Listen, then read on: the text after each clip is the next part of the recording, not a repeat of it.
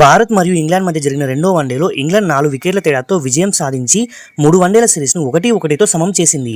తొలుత బ్యాటింగ్ చేసిన భారత జట్టు మిడిల్ ఆర్డర్ వైఫల్యం కారణంగా 44 ఓవర్లలో 233 పరుగులకే ఆలౌట్ అయ్యింది. భారత్ నిర్దేశించిన 234 పరుగుల లక్ష్యాన్ని ఇంగ్లాండ్ 44.1 ఓవర్లలో 6 వికెట్లు కోల్పోయి ఛేదించింది.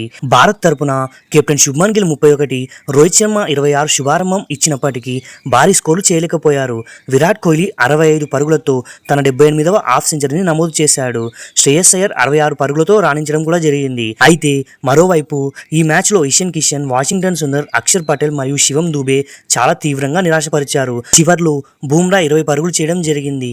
అయితే మరోవైపు ఇంగ్లాండ్ బ్యాటర్ జో రూట్ 133 బంతులు 99 పరుగులతో అజేయంగా నిలిచి జట్టును గెలిపించాడు. అతను తన వ్యక్తిగత సెంచరీ కంటే జట్టు విజయం ముఖ్యమని భావించి అట్కిన్సన్ను తన సహజ సిద్ధమైన ఆట ఆడమని కోరి సెంచరీని మిస్ చేసుకున్నాడు. ఇక ఇంగ్లాండ్ బ్యాటర్లలో మరోవైపు విల్ జాక్స్ 30 పరుగులు మరియు అట్కిన్సన్ 23 అతనికి తోడుగా నిలిచారు. ఇక భారత బౌలింగ్ ప్రదర్శన గురించి మాట్లాడుకుంటే జస్ప్రీత్ బుమ్రా ఇన్నింగ్స్ తొలి బంతికే బెన్ డకెట్ను అవుట్ చేసి భారత్కు శుభారంభం ఇచ్చారు. ప్రసిద్ధ్ కృష్ణ కూడా ఒక వికెట్ తీసుకోవడం జరిగింది. ఇక గుర్నూర్ బార్ అయితే 2 వికెట్లు తీసినప్పటికీ 10 ఓవర్లలో 67 పరుగులు ఇచ్చి ఖరీదైన బౌలర్గా మారాడు. అయితే భారత ఓటమికి ప్రధాన కారణాలు మాట్లాడుకుంటే బ్యాటర్ల వైఫల్యంతో పాటు వాషింగ్టన్ సుందర్ గాయం కారణంగా ఒక్క ఓవర్ కూడా వేయలేకపోవడం మరియు జట్టులో 6వ బౌలర్ లేకపోవడం భారత్ ఓటమికి ప్రధాన కారణాలుగా మారాయి. ఈ విజయంతో ఇంగ్లాండ్ సిరీస్ రేస్లో నిలవగా లార్డ్స్లో జరిగే ఆఖరి వన్డే ఇప్పుడు సిరీస్ విజేతను నిర్ణయించే డిసైడర్ మ్యాచ్గా మారింది.